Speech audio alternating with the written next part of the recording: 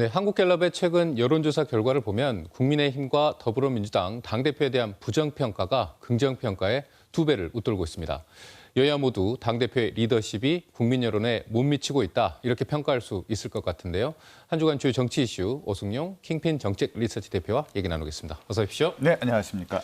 네, 일단 민주당 이재명 대표 이야기부터 해야 할 것 같습니다. 오늘 국회 교섭단체 대표 연설에서 불체포 특권을 포기하겠다 했습니다. 방탄 논란 등 여러 악재가 이어지는 상황에서 정치적 승부수를 띄었다, 이렇게 볼 수 있을까요? 네, 그렇습니다. 사이다 이재명이 돌아왔다, 이렇게 평가할 수 있을 것 같습니다. 사전 배포했던 연설문에 없던 내용을 발표를 한 것인데요. 그만큼 전격적인 결정이었다라고 평가할 수 있을 것 같고요. 6월 말 2차 체포 동의안 제출설, 그리고 비명계의 즉각적인 대표 퇴진 요구에 대한 정면 돌파 성격을 갖는다고 할 수 있을 것 같습니다. 본인의 기득권을 내려놓겠다라는 의지 표현일 수도 있고요. 체포 동의안 가결 시 구속영장 청구에 대한 사법부의 부담이 사라지는데 자발적으로 구속작부심에 임하겠다고 천명함으로써 사법부를 압박하는 그런 부수적인 효과도 있는 것 같습니다. 대장동 등 다른 사안에 비해서 백현동이나 대북 송금 관련 사안이 상대적으로 경하다는 정무적 판단도 작용한 것 같고요. 한마디로 민주당 혁신의 동력을 어떻게 해서든지 다시 살리겠다라는 의지 표현인 것 같습니다. 이 대표는 또 오늘 연설에서 윤석열 정부 1년을 국민 포기 정권이다, 이렇게 비판을 했습니다. 이 평가 어떻게 생각하십니까? 일단 집권 2년 차를 맞은 윤석열 정부에 대해서 맹폭을 가했다라고 평가할 수 있는데요. 유능한 대한야당을 천명한 부분들은 민주당이 총선 전략으로서 끝까지 유지할 필요가 있는 것 같습니다. 윤석열 정부 1년에 대해서 민생, 경제, 정치, 외교, 안전을 포기한 오포 정권, 그리고 압수수색, 구속기소, 정쟁에만 몰두하는 압구정 정권이라고 혹평을 했고요. 민생경제 위기와 관련해서 에너지 물가 지원금 11조 원, 그리고 주거안정 지원금 7조 원, 사회간접자본 인프라 구축 4조 4천억 원 등 총 35조 원 규모의 추경 편성을 약속하기도 했습니다. 다음 여당인 국민의힘 김기현 대표 리더십도 좀 고민이 많은 것 같습니다. 취임한 이제 100일을 간 넘겼는데 긍정평가가 29%에 그치고 있다. 어떻게 평가해야 할까요? 한국갤럽의 지난주 여론조사 결과를 보면 김기현 대표가 잘하고 있다는 평가 29%, 잘못하고 있다는 평가는 57%, 국민의힘의 정당 지지율이 34%였는데요. 이보다도 무려 5%포인트 낮은 지지율이라고 할 수 있을 것 같습니다. 전당대회 당시부터 예상됐던 일인데요. 집권당 대표로서 어떤 책임 있는 정책 기반과 문제 해결의 주도권을 전혀 갖고 있지 못하고 있다라고 정리할 수 있을 것 같습니다.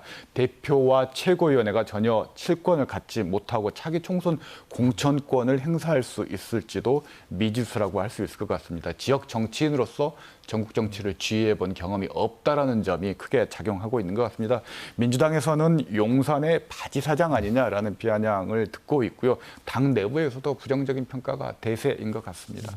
어쨌든 김 대표도 내일 취임 후 첫 국회 교섭단체 대표 연설을 갖게 되는데 어떤 메시지들이 나올 수 있을까요? 일단 윤석열 정부 1년을 비정상의 정상화라고 평가하고 정치권의 변화를 촉구하는 내용이 들어갈 것 같습니다. 불체포 특권 포기, 그리고 세비 감축 등의 국회의원 특권 폐지 얘기가 이미 언론을 통해서는 흘러나오고 있고요. 의원 정수 감축을 포함한 선거제도 개혁을 언급할 가능성도 있을 것 같습니다. 오늘 이재명 대표가 윤석열 정부 1년에 혹평을 했는데요. 추경 제한에 대한 반박 내용까지 추가적으로 포함될 가능성이 있는 것 같습니다. 민주당 혁신위원회 이야기를 좀 해보면 김은경 한국외대 법학전문대학원 교수가 결국 선임이 됐습니다. 당 지도부가 어떤 배경에서 이런 결정을 내렸을까요? 일단 친명계에서 강력하게 밀었던 정근식 교수 대신 친명계와 소통이 가능하고 비명계에서 비토하지 않는 김은경 교수로 내정이 된 것 같습니다. 금감원 부원장과 그리고 새정치민주연합 당무감사위원 경력이 있긴 하지만 기본적으로 정치 경험이 부재하다라고 평가할 수 있을 것 같습니다. 정무적 판단과 추진력 이런 부분에 의문부호가 따르는 것도 있고요.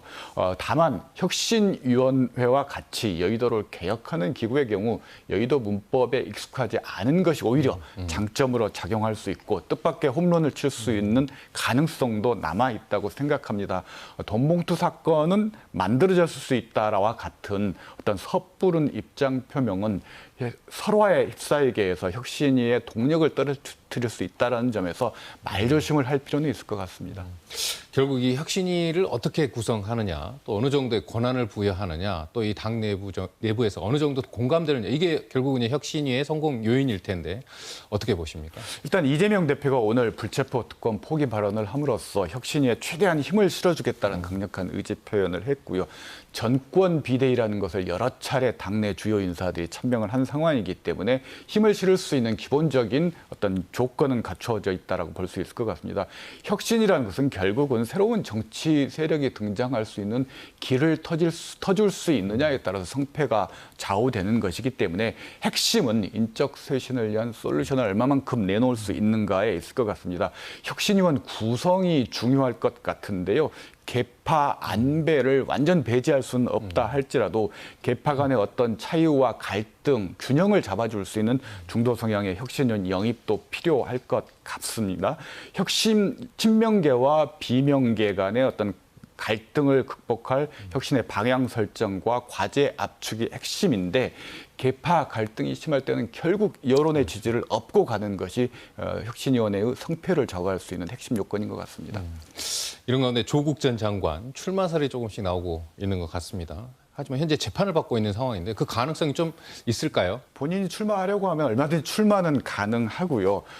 국민의힘에서는 당장 조나땡이라는 용어를 쓰고 있습니다. 조국이 나오면 땡큐라는 말의 줄임말인데요. 22대 총선을 조국 선거로 치를 경우 지난 대선 지방선거에 20, 30대와 60, 70대의 승리연합을 복원할 수 있다는 계산이 깔려 있는 것 같습니다. 민주당은 좀 복잡한 것 같습니다. 친명계는 조국 프레임으로 총선을 하면 필패라는 인식에 따라서 반대 여론이 높고요. 친문과 비명계에서는 민주당 후보로서 출마하는 것은 유보적이지만 무소속 출마에 대해서는 어느 정도 공감대가 있는 것 같습니다. 문재인 정부를 복권시키고 검찰 수사에 대한 조국의 정치적 신원 회복을 위해 필요하다라는 입장인데요.